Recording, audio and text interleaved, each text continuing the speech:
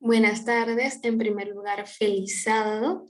Mi nombre es Laura Alejandra Solano Cuevas y estaré introduciendo el tema de la unidad número 2.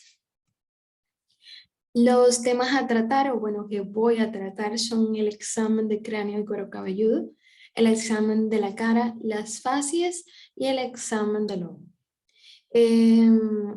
Asimismo, en esta presentación se analizarán las anomalías estructurales, las lesiones de la piel y mucosas y todos aquellos cambios funcionales que son detectables en la cabeza y que orientan asimismo a patologías primarias de esta parte del cuerpo o también a enfermedades subyacentes. Si ven aquí, incluir las fases, ya que debemos de tener una evaluación completa e integral del paciente. Bien, entonces empecemos y vemos primero el cráneo. El cráneo normal puede variar en tamaño o estructura según características individuales o también características étnicas. Ya cuando hablamos en el caso de recién nacido, se va controlando periódicamente la evolución del perímetro cefálico. Algo muy importante y es que hay anomalías que se dan por el cierre anticipado de la sutura sagital y coronal. Tengo unos cuantos ejemplos aquí, por ejemplo, la dolicocefalia, que también es conocida como cráneo alargado, es alargado y va de sentido antero-posterior. Aquí podemos ver a la turricefalia, que es igual, o sea, tienen el mismo sentido, diríamos, porque este es un cráneo alargado, pero su diferencia entre las dos es que es estrecho y si se fijan, hay un crecimiento acelerado del cráneo hacia atrás. Entonces, diríamos que la diferencia es que bueno, la similitud es que son cráneos alargados, pero su diferencia es que la turricefalia eh, es alargado y estrecho, y además de eso, tiene un crecimiento acelerado del cráneo hacia arriba. Entonces ahí podemos distinguirlo y se ve claramente. Entonces, para demarcar estas tipografías se usa un índice, una fórmula, un índice cefálico. El índice cefálico es igual al diámetro transverso, es decir, a esta parte lo medimos y el número que da lo dividimos entre el diámetro anteroposterior. Cuando tengamos esos números, lo dividimos y lo multiplicamos por 100. Estas fórmulas arrojan valores entre 75 y 79 para la mesocefalia. Eh, También para el cráneo dolicocéfalo, perdón, es menor, perdón, de 75. Y cuando hablamos del cráneo braquicéfalo, o también conocido como cráneo corto, el valor que arroja esta fórmula es de un 79. Vemos que hay alteraciones de tamaño. Estas alteraciones de tamaño incluyen a la macrocefalia, ya que es importante porque es una manifestación de la hidrocefalia y entonces es detectable, es más fácil detectarla en un recién nacido. ¿Por qué? Porque en el recién nacido hay una acumulación de líquido cefalorraquídeo que impide entonces el cierre de las suturas. Y cuando hacemos un examen físico a esos recién nacidos, vemos que las fontanelas se palpan tensas y además de tensas se palpan abombadas. En el adulto vemos una macrocefalia también, pero es destinada a una enfermedad que es la enfermedad de Payet. Es relatada por el paciente como un cambio en el tamaño del sombrero o también por un síndrome acromegálico. Eh, Como hablamos de la macrocefalia, tenemos que entender que hay una situación inversa también, que es conocida como la microcefalia, que es una alteración congénita que se acompaña entonces de un déficit en el desarrollo intelectual. Bien. Entonces, vamos a hablar del examen del cuero cabelludo. En el examen del cuero cabelludo vamos a identificar, vamos a evidenciar una serie de patologías y lo que podemos encontrar puede ser lesiones ulceradas, ya sean epiteliomas, forúnculos, lipomas, lesiones sobreinfectadas por rascado. También podemos evidenciar cicatrices, nódulos, entre otras cosas. Y vemos que el pelo de la cabeza debe analizarse en cuanto a distribución, textura, color y cantidad. Tiene relevancia en las alopecias localizadas o difusas, que es la que vemos aquí en esta foto. Algo importante y es que de importancia recordar es que el pelo escaso, seco, quebradizo, es asociado al hipotiroidismo y también a la anemia severa. La mujer puede cursar con un patrón de alopecia masculino.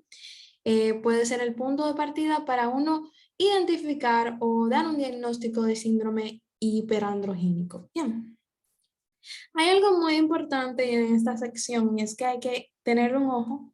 Y es que en el cráneo nosotros habitualmente no hacemos la auscultación del cráneo, pero es obligada cuando se presume de una malformación arteriovenosa, ¿verdad? Entonces, esa malformación arteriovenosa, un ejemplo de esto puede ser el aneurisma sinusoideo, que puede presentar un frémito o un soplo auscultativo. Cuando hablamos de frémito se hace referencia a un estremecimiento o vibración causado por algunas patologías pulmonares o cardíacas y que se va a apreciar por la palpación. Bien.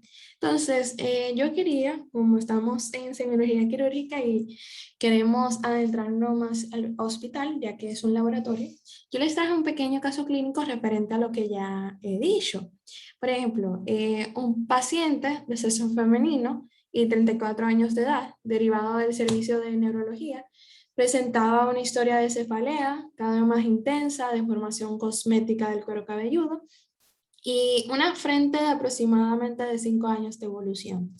Eh, Tenía sensación constante de ruidos, un tumor palpable pulsátil que aumentaba de tamaño con la maniobra de Valsalva y a bajar la cabeza. Para los que no saben, la maniobra de Valsalva consiste en una expiración forzada contra la glosis cerrada y o por extensión a una resistencia, ¿entienden? Entonces, en esta paciente femenina de 34 años existía un soplo de auscultación, un frémito a la palpación y una reducción de la masa palpable a la compresión de las arterias dilatadas. Eh, a eso me refería con la auscultación del cráneo. Ahí se presume que hubo una malformación arteriovenosa, específicamente un aneurisma sinusoideo, porque presentaba un frémito y un soplo auscultativo, ya uno tiene que ir pensando. Entonces, le quise poner ese pequeñito caso clínico para que vean la similitud. Bien, entonces vamos para la... Ah, miren, aquí está una foto de un aneurisma sinusoideo. Se puede ver. Entonces, vamos con la frente. En la frente, en la inspección, sobresalen dos aspectos morfológicos. Uno de ellos es la desaparición unilateral de los pliegues transversales. Bien, hace referencia a, bueno, hace pensar a una parálisis periférica del nervio facial y para uno darse cuenta de que se trata de ese signo, debemos de pedirle al paciente que intente levantar la ceja y ambas cejas y ahí se puede identificar si hay una parálisis periférica del nervio facial. Otro aspecto morfológico es o sea, tiene que ver con la visualización del omega depresivo. Una persistencia de un entrecejo fruncido, como que va a estar acompañado con un pliegue longitudinal en la línea media. A eso se le llama, no sé si han oído de la fase depresiva, eso lo vamos a ver más adelante también.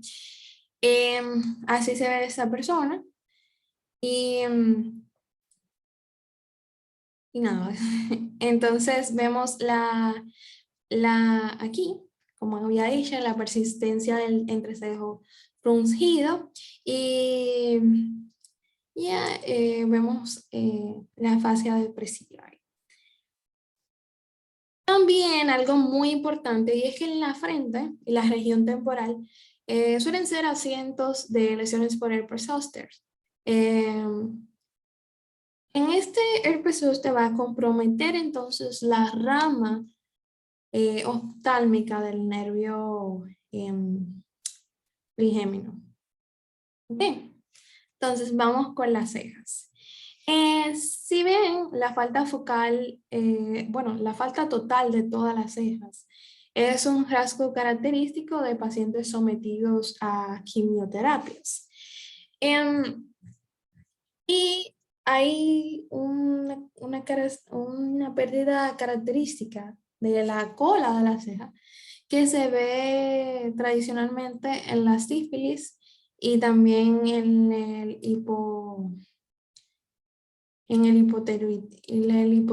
hipotiroidismo, perdón. Por cierto, recordando la clase anterior, yo busqué esta imagen y me llamó la atención estas pequeñas como si fueran pápulas, placas, vesículas, y esto se le llama hidradenitis ecrina neutrofílica, que eso sale como una reacción adversa, diríamos, a la quimioterapia. Se ven como unas erupciones muy polimorfas en formas de, como dije, pápulas, placas, vesículas, que en ocasiones son dolorosas y típicamente se distribuyen en el tronco, en las extremidades, la cabeza y la nuca. Y le traje esa pequeña información porque hablamos de lesiones elementales de la piel y una de las lesiones elementales primarias están las eh, pápulas, entonces me gustó traérsela para que sepan que es una reacción adversa a la quimioterapia. Bien. Entonces vamos a hablar de los párpados. En los párpados pueden observarse alteraciones congénitas como pueden ser el epicanto, que es un pliegue cutáneo longitudinal que oculta el ángulo interno del ojo. Entonces, estas alteraciones congénitas, específicamente el epicanto, es muy característico del mongolismo. Están las lesiones traumáticas, como son los hematomas de los párpados, que generalmente se extienden a regiones preorbitarias, que son estos que van aquí, estos hematomas, que van a la región preorbitaria. Vamos a ver lo que son las alteraciones de la posición. Está la triquiasis, que son las pestañas orientadas hacia adentro y van a causar úlceras corneales. Le voy a enseñar en breve las diferentes fotos de eso y se lo voy a estar recordando. Está el entropión, que es la inversión del borde palpebral adentro, como irritación o ulceración corneal consiguiente. Este puede ser tanto congénito, cicatrizal o senil. Y el ectotropión, que es una versión del borde palpebral hacia afuera. Ahí hay una exposición de la conjuntiva y lagrimeo, que también se le llama epífora. Puede ser tanto cicatrizal, senil o paralítico, que puede ser tanto la lesión del nervio facial que inerva al músculo orbicular. Aquí podemos ver la triquiasis. La triquiasis tiene las pestañas orientadas hacia adentro, Causan úlceras corneales también, que son estas que ven aquí, úlceras corneales. Está el entropión, que como dije, es una inversión del borde palpebral hacia adentro. Eh, como dije, puede ser congénita, cicatrizal o también senil.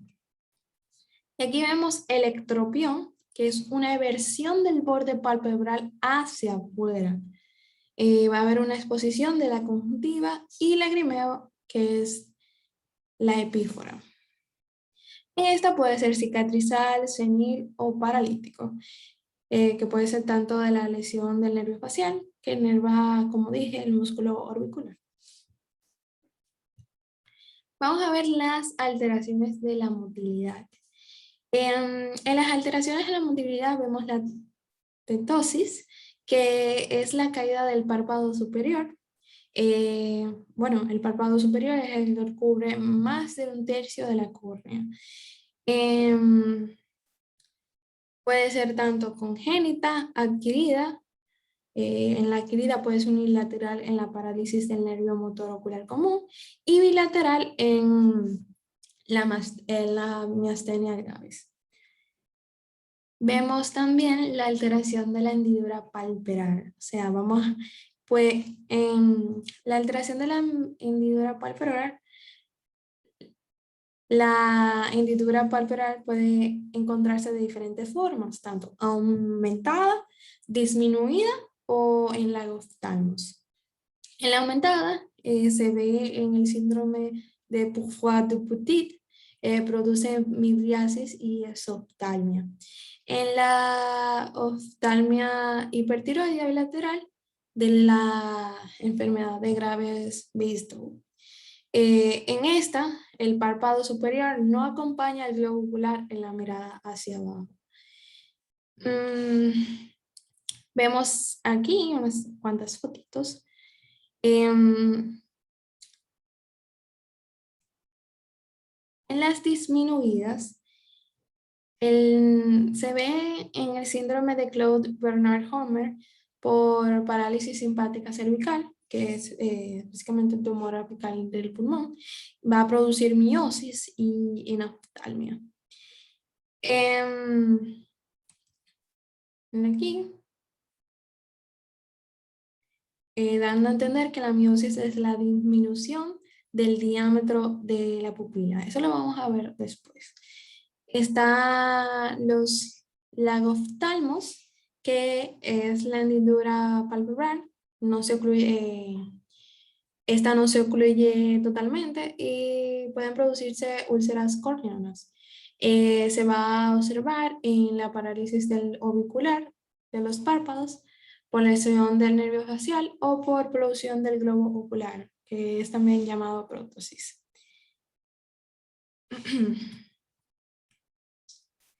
Vemos las lesiones inflamatorias. En las lesiones inflamatorias hay una serie de patologías que son la flebaritis, el orzuelo, la chalación, la dacryocystitis, el spread zoster, y le vamos a estar hablando aquí. Primero empezamos con la blefaritis. La blefaritis es un enrojecimiento del borde palpebral con formación de escamas y costras. Estas costras son un terreno seborreico e infección por estafilococcus. Pueden implicar defectos en la acomodación y de la refracción ocular. Aquí vemos un enrojecimiento del borde palpebral. Ahí vemos la formación de escamas y también de costras. En el orzuelo vemos que es una inflamación de la glándula de Seyss en el borde palpebral externo. Va a haber una tumefacción localizada y pus. Si ven aquí, es una tumefacción localizada y va a tener pus. Hay un orzuelo interno hacia la cara conjuntival del párpado y se produce por inflamación de las glándulas de Meibomius. Existe lo que es la chalación, que es una inflamación crónica de la glándula de Meibomius con obstrucción del conducto glandular. Se ve como si fuera como si fuera un bulto, déjenme enseñarles, un bulto indoloro que crece lentamente en el párpado, que ven ahí. Pero como dije, es indoloro, perdón. Está la dactiocistitis, que es la inflamación aguda o crónica del saco lagrimal en forma de tumefacción del párpado inferior. Esto que ven aquí. Algo importante es que se acompaña del lagrimeo constante que, como dije anteriormente, se llamaba epífora. Y aquí hablamos de lo que estábamos diciendo, valga la redundancia, del herpes zóster. Aquí vemos que generalmente es unilateral. Se ven vesículas y siguen el trayecto de la rama oftálmica del nervio trigémino. Usualmente esta afecta la córnea. En tumores, vamos a ver tumores que son la santelasma y también el epiteloma vasocelular y espinocelular. En la santelasma vamos a ver un acúmulo de lípidos en placas sobrelevadas sobre el ángulo interno de ambos párpados. Bien, entonces diríamos, hay un cúmulo de lípido, pero no es necesariamente ligado a la dislipidemia. Bien, se ve un cúmulo de lípidos en placas sobrelevadas en el ángulo interno de ambos párpados. Y obviamente no necesariamente es ligado a dislipidemia. Están las epiteliomas vasocelular y espinocelular.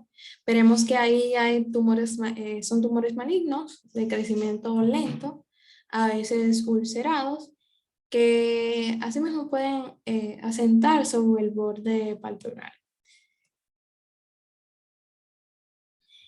Vamos a ver que el edema puede ser tanto infeccioso, que se ve en la enfermedad de Chagas, puede producir un signo de romaña o chagoma de inoculación. Se va a ver un gran edema unilateral y un ganglio preauricular palpable. Bueno, hay procesos alérgicos. Eso del ganglio preauricular palpable y de un edema unilateral se lo voy a enseñar en la siguiente foto. Están también las nefropatías que se ven en el síndrome nefrótico y la insuficiencia renal crónica. El edema en ambos párpados se va a ver mayor al despertar y se va a atenuar en el transcurso del día. Entonces, vamos a ver lo que es lo que le estaba diciendo.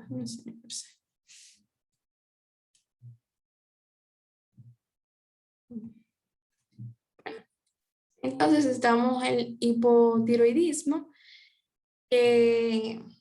Vemos el misederma, que es la infiltración de la piel y el tejido celular subcutáneo por un material mucinoso. Va a producir una tumefacción rojo-violácea y que no va a variar con el transcurso del día.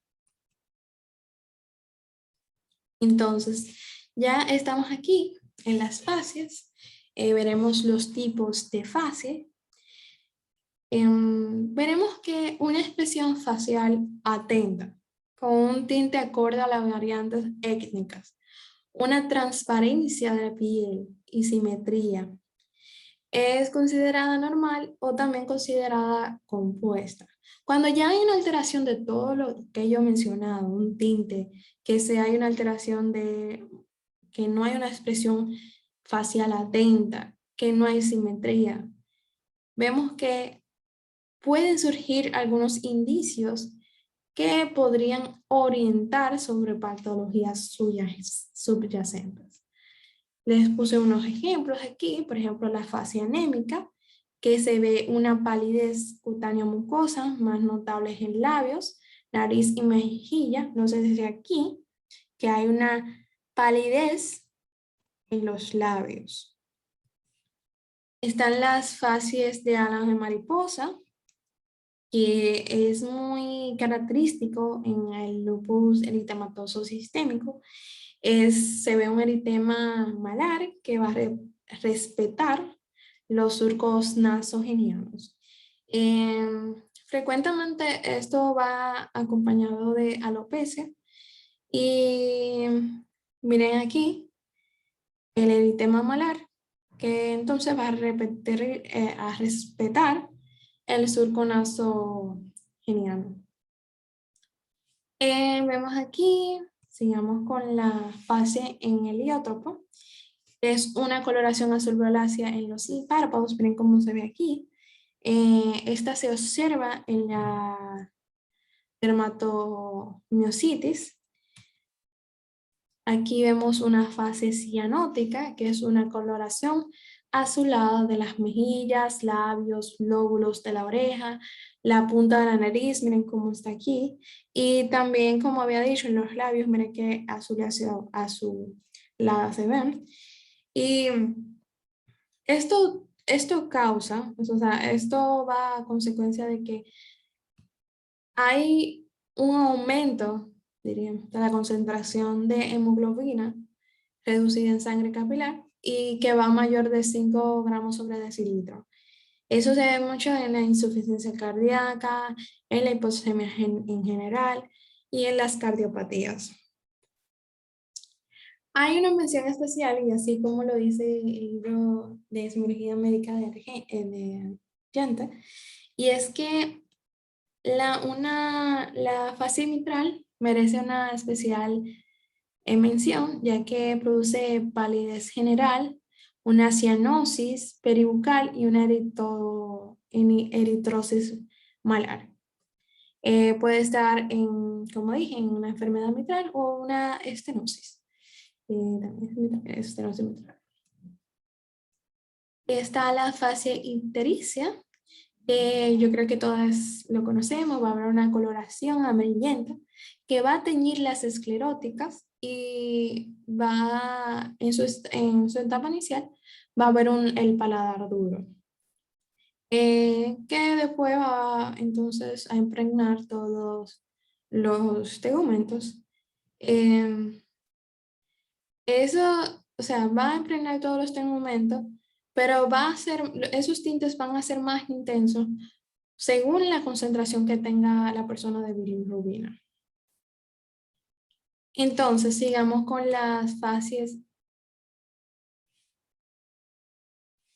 hipotiroidea. Ahí vamos a ver una cara abotagada, va a haber un tinte pálido amarillento, párpados edematizados, que va a ser por una infiltración del celular. Este es muy importante porque esta va a compartir una similitud con las facies megaloblásticas y también la fascia renal, que su similitud viene por un edema matinal que va a ser bilateral en los párpados. Por eso es la similitud que tienen estas fases hipotiroidea, la megaloblástica y la fase renal. Veremos aquí la fase hipertiroidea. Esta fase se ve una mirada brillante y vivaz. Va a haber una retracción de los párpados. Miren cómo se ven esos párpados. Va a haber una retracción de los párpados. Van a haber un aumento de la hendidura palpebral. Y asimismo va a haber ese aumento de la hendidura palpebral nos va a permitir que se vea un segmento de la esclerótica alrededor del iris y que también se indique que se vea lo que es la protrusión del globo ocular que se llama proptosis. Y también se va a ver una inyección conjuntival, que eso también lo veremos más adelante. Vamos a ver la fase de Cushing o fase Cushingoidea. También se llama en luna llena, es una cara redonda, en luna llena, para la redundancia, con hirsutismo, que es una distribución, diríamos, anómala del pelo facial. También es acompañada de una giba dorsal. Está la fascia agromegálica, que hay una protrusión de los arcos superciliares y del maxilar, eh, específicamente del maxilar inferior, que va a ser dado por un crecimiento óseo, que se le llaman los tumores de la hipófisis. Ah, miren aquí la fotico. En la fascia parkinsoniana me llama demasiado la atención y es porque la mayoría de esas personas se ven, sus rasgos se ven tan iguales que uno se pone a pensar, porque la fase parkinsoniana, miren cómo se ve inexpresiva, con pérdida de mímica, también llamada fase de jugador de póker, una piel seborreica, se ve lustrosa, y de verdad me causa mucha intriga porque casi todos los pacientes con Parkinson que conozco se ven con la misma cara, así mismo. Entonces sigamos con las fases miasténicas, que diríamos que es una expresión soñolienta, ahí lo podemos ver, con los párpados superiores descendidos, aquí, que se llama, como había dicho en las historias anteriores, que es de dosis palpebral. Estas se acentúan con el correr del día y estas personas siempre tienen la cabeza como inclinada hacia atrás, o sea, hacia atrás, para poder ver mejor. En esto se ve la miastenia grave. Por eso se llama fase miasténica. Vemos las fases caquéticas, que se ve adelgazada, miren cómo se ve, estructuras óseas prominentes, obviamente por la fusión de las masas musculares y la pérdida del depósito de grasa. Están las fosas temporales excavadas. Hay arcadas cigomáticas prominentes y se ven los globos oculares hundidos y se van a observar en las enfermedades teniales. La fascia depresiva es lo mismo ya enfrente. Ahí va a haber una acentuación de pliegues gestuales, frontales específicamente, y van a ir simulando como si fuera una letra griega, que es la letra de omega, que es una expresión un poco vivaz y de apatía. Bueno, seguimos con la fase edematosa. El edema de la cara se hace muy prominente. En los párpados, debido a una lasitud de su tejido celular subcutáneo. Es muy característica de la glomerulonefritis y también del síndrome nefrótico. Aquí estamos viendo la fascia mongólica y esa yo creo que todos lo conocemos, y es la cara que es redonda, con un epicanto en el ángulo interno del ojo, orejas pequeñitas, nariz en silla de montar, miren aquí, y una macroglosia relativa. Yo sé que estoy lejos de agotar la multiplicidad de patrones semiológicos, pero esta pequeña presentación intenta describirlo más, diríamos, significativos. Entonces vamos a entrar a lo que es los ojos. Antes de empezar vamos a recapitular un poco de fisio y para que nos recordemos, ya que vamos a ver patologías asociadas a las estructuras del ojo, como por ejemplo la córnea, que veremos ya queratocono, queratoconjuntivitis, etc. Veremos. Vamos a empezar recapitulando. Entonces, la capa protectora externa del globo ocular es llamada esclerótica, Esta se va a modificar en su sección anterior y va a formar lo que es la córnea transparente, a través de la cual va a llegar el rayo luminoso que va a penetrar obviamente en el ojo. A ver, pero, ok. Dentro de la esclerótica vamos a ver que se encuentra la coroides. Esta coroides es una capa que contiene numerosos vasos sanguíneos que van a nutrir la estructura del globo ocular. Hay algo que aquí, que es la retina. Esta retina reviste los 2/3 posteriores de la coroides.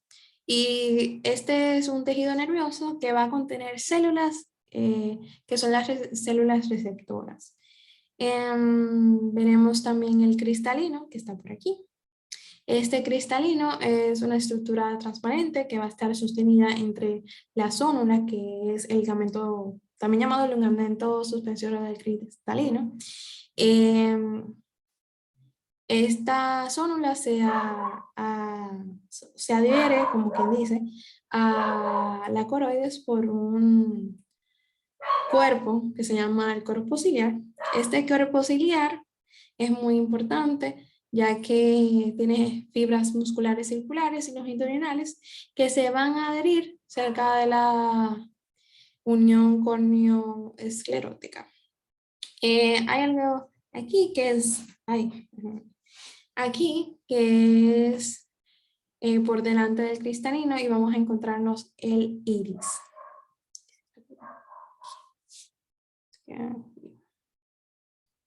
El iris, vamos a ver que se va a encontrar el iris pigmentado y el iris opaco, el cual va a corresponder a la porción que tiene color. El iris va a contener fibras musculares y circulares que van a contraer a la pupila. Y también va a tener unas fibras que son las radiales que la van a dilatar. Hay una cosa muy importante, es que el espacio entre el cristalino y, y la retina está ocupado por un, ¿cómo se llama eso? Un material gelatinoso que se llama humor vítreo. Y nada, hay uno que se llama el humor acuoso, que es un líquido transparente que va a nutrir la córnea y el cristalino. Y ya, eso es recapitulando. Entonces, en el examen del ojo se van a observar varias cosas. La forma de los ojos, las dimensiones irregulares de la pupila, la posición del globo ocular, el estado esclerótico y de la conjuntiva. Veremos también los movimientos de ese, examinar movimientos extraoculares, moviendo ligeramente un dedo hacia adelante y hacia atrás, mientras el paciente lo sigue con sus ojos. Este paciente debe de mantener la cabeza inmóvil. Vamos también, antes de terminar con esa parte, también hay que buscar movimientos bruscos, ya sean nistagmos o incapacidad para la convergencia, la caída de los párpados, movimientos asincrónicos o limitados, reacciones de las pupilas ante la luz, es decir, miosis, midriasis, anisocoria, todo eso. La acomodación también. Entonces, terminando, vamos a ir a las conjuntivas y escleróticas. Aquí vemos lo que es la conjuntiva tersal. Esta recubre la cara interna de los párpados y la conjuntiva vulvar recubre lo que es la esclerótica. En la inspección se realiza en forma directa, exponiendo lo que es los sacos conjuntivales. Déjame ver, yo le puse una foto aquí. Aquí vamos a traccionar hacia abajo el párpado inferior, ahí vemos el descenso del párpado inferior, y hacia arriba vamos a traccionarlo hacia arriba, el párpado superior. Así vemos aquí en la opción B, en la apertura de ambos párpados. Bien, entonces,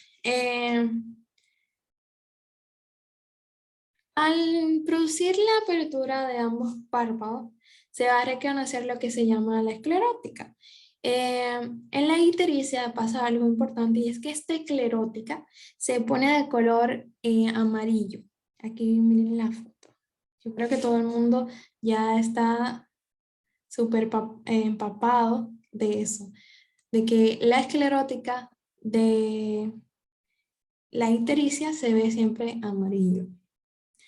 En la conjuntiva tarsal, que es esta que vamos a ver, acuérdense que es la conjuntiva tarsal, podemos ver una palidez que es característica de la anemia y también pueden aparecer lo que son petequias embólicas, que eso puede ser causa de una endocarditis infecciosa.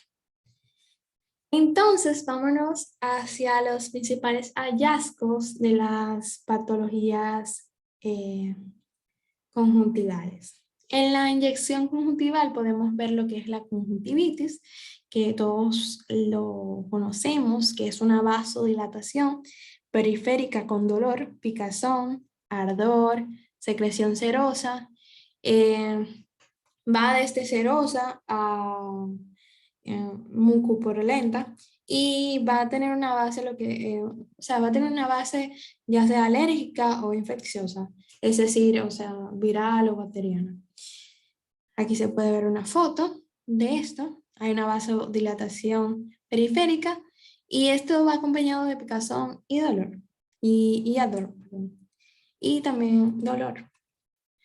Aquí vemos el tracoma, que es una forma frecuente de conjuntivitis crónica de origen viral. Va a evolucionar con grandes secuelas cicatrizales. O sea, es decir, puede ser cerosis, entropión, ectropión, ulceraciones, opacidades también. Está también la hemorragia subconjuntival, que ya yo creo que te van observando aquí. Es una área homogénea, rojiza, que se encuentra en la periferia y está netamente destacada, demarcada y es básicamente asintomática y va a desaparecer espontáneamente. El motivo frecuente de la consulta de estas personas con hemorragia subconjuntival es intradescendente, pero aún así provoca una alarma en el paciente. Está esto, lo que conocemos como glaucoma agudo. Vamos a ver unos vasos bien dilatados alrededor del iris. Vamos a ver que este paciente va a tener un dolor intenso, también una disminución de la visión y va a requerir de un tratamiento urgente. Veremos aquí que hay una iridociclitis aguda, va a haber vasos dilatados alrededor del iris, va a haber un dolor moderado y una disminución también de la visión. Aquí vemos una equimosis que es muy característica porque vamos a ver una tumefacción, vemos una tumefacción bien edematosa.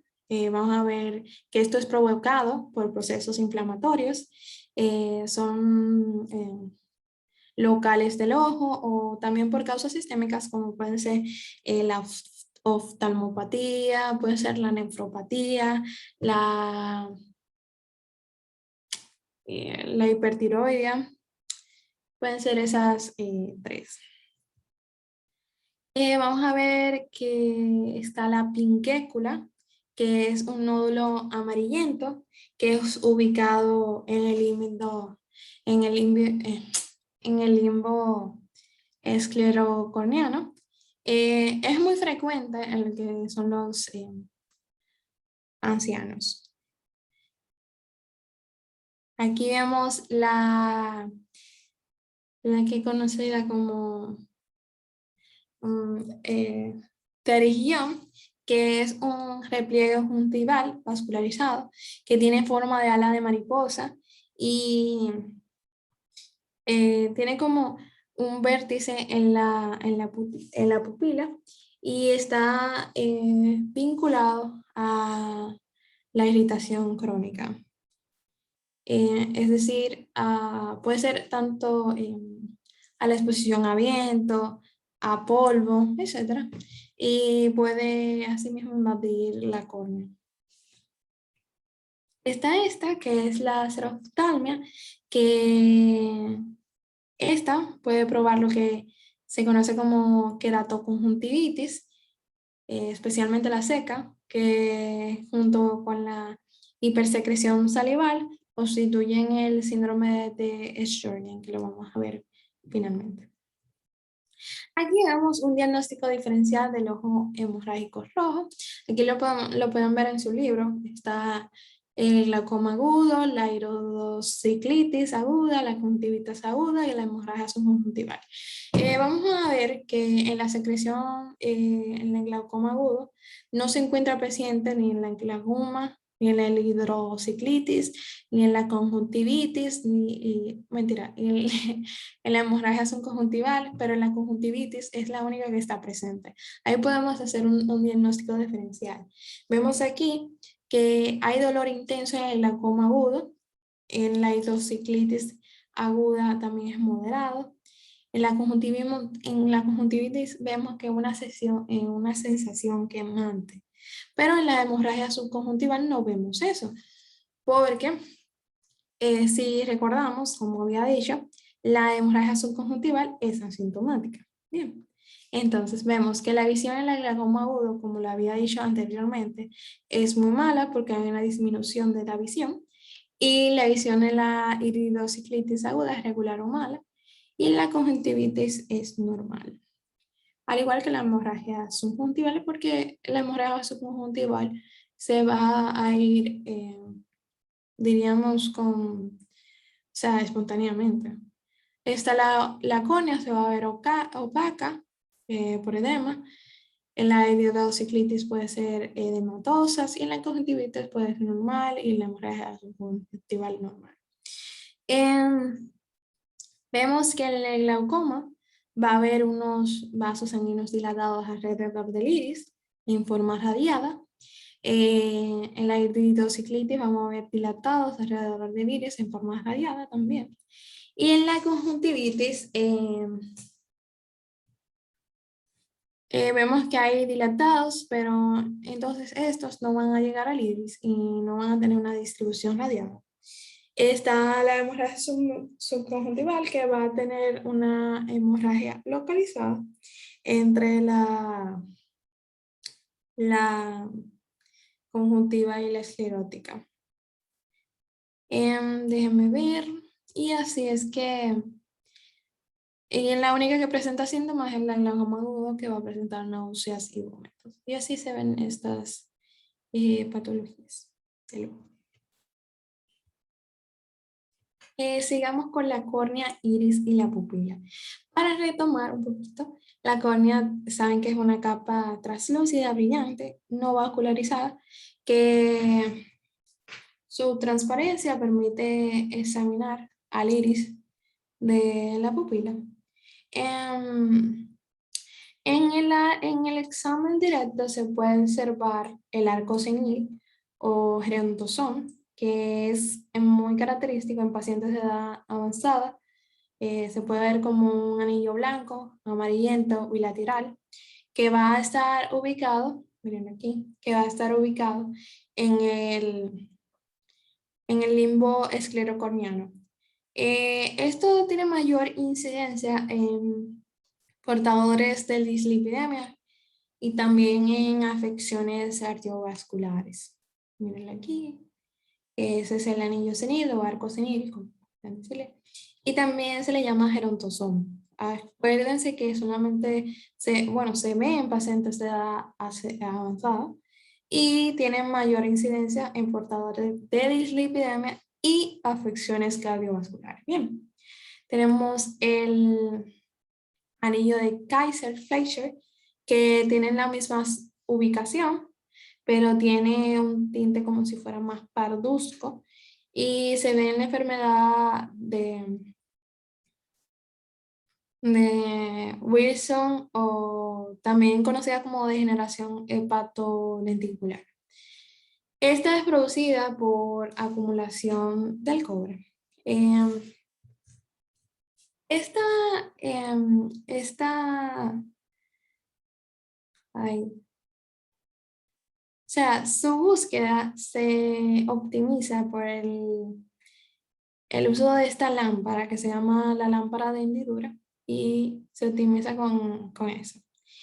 Hay algo muy importante y es que hay una deformidad eh, del, del, del, de la córnea que se le llama keratocono, incluso su servidora la tiene. Esta aquí es el keratocono. Es una deformación de la córnea y o sea, su degeneración en forma de cono es frecuentemente en altas miopías.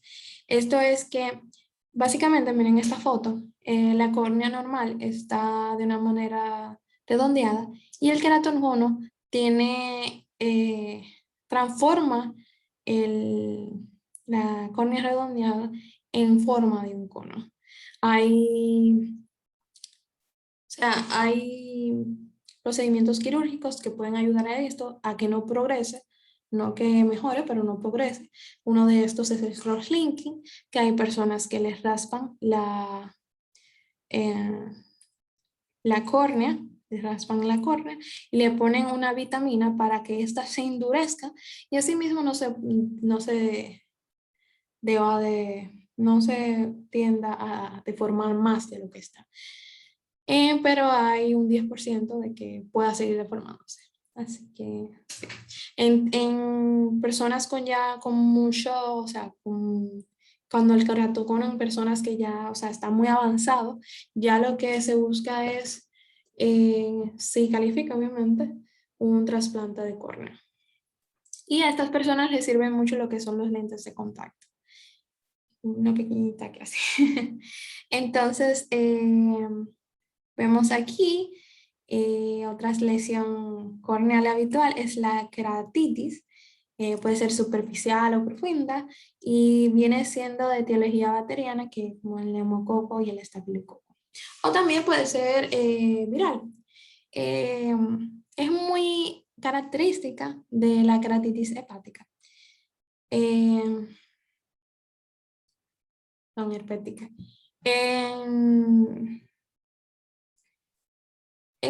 La afección combinada con la conjuntiva es la keratoconjuntivitis, es de origen viral, específicamente de la adenovirus, y viene siendo de incidencia epidémica. También en estos casos se debe buscar una presencia de un ganglio preauricular acompañante. A ver, mírenla aquí. Aquí se debe de buscar una presencia de un ganglio, de un ganglio preauricular acompañante. Y ahí podemos dar un diagnóstico de que puede tratarse de una keratoconjuntivitis de origen viral.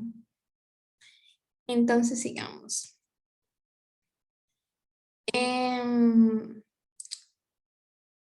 Aquí.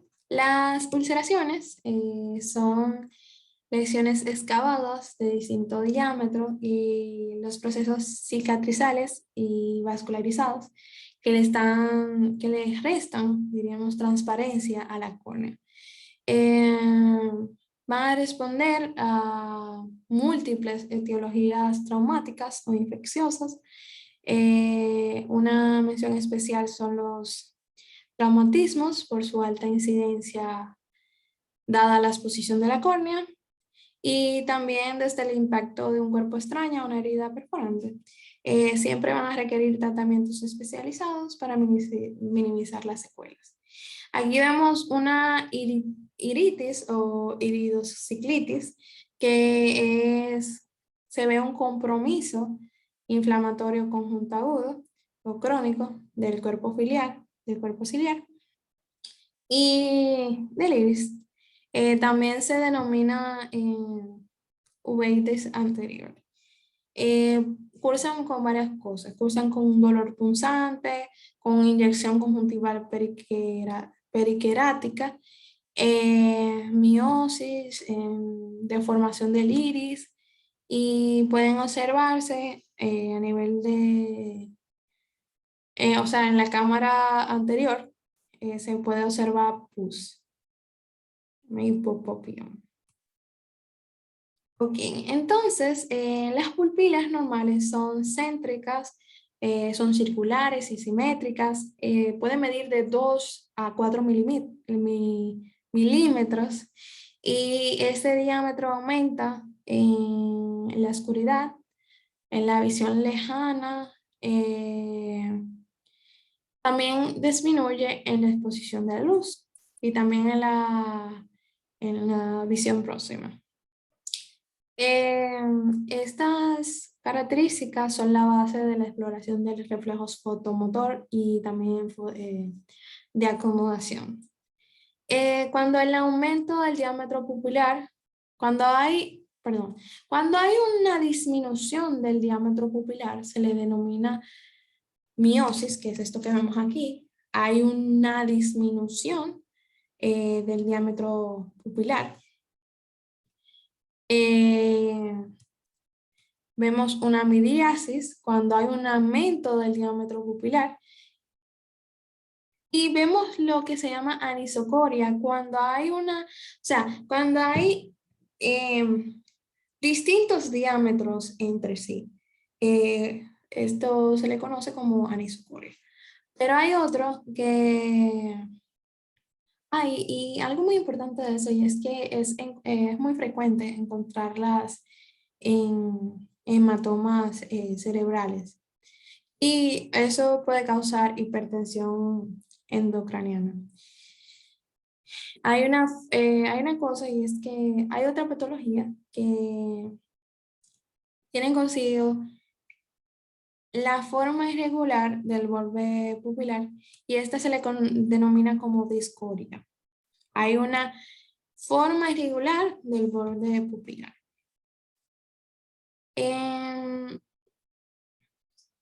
Si ven, no hablé de la semiotecnia para investigar las pupilas, al igual que el examen de la motilidad ocular extrínseca, la agudeza visual, la caprimetría, también el fondo de ojo. Esto corresponde a la semiología neurológica. Bueno, con el fin de jerarquizar la asociación entre lesiones de algún segmento del ojo y también afecciones sistemáticas, se pueden mencionar varias patologías, pues. Se puede mencionar la síndrome de Sjögren, que va a haber una sequedad ocular que es causada por una hipersecreción lagrimal, que es también conocida como seroftalmia, y también por una hipersecreción oral. También se va a vincular con enfermedades autoinmunes que son el lupus eritematoso sistémico y también la artritis reumatoide. En la artritis reumatoide vamos a ver una escleritis. También vamos a ver una epiescleritis, que también se conoce como, si no estoy mal, lesiones en botón, que pueden ser necróticas y perforantes de la esclerótica. También se asocia con el síndrome de Reuter, que es artritis, conjuntivitis y uretritis. Está la enfermedad de Behçet, que va a cursar con artritis, úlceras orales y uveitis. Hasta aquí mi exposición. Me tocó solamente el examen de cabeza, cuero cabelludo, cráneo, las facies, la cara y pues los ojos. Entonces le dejo con mi compañera que va a estar hablando del siguiente tema. Eh, y nada, fin, gracias por escucharme. Los dejo con mi compañera Fernanda Rodríguez.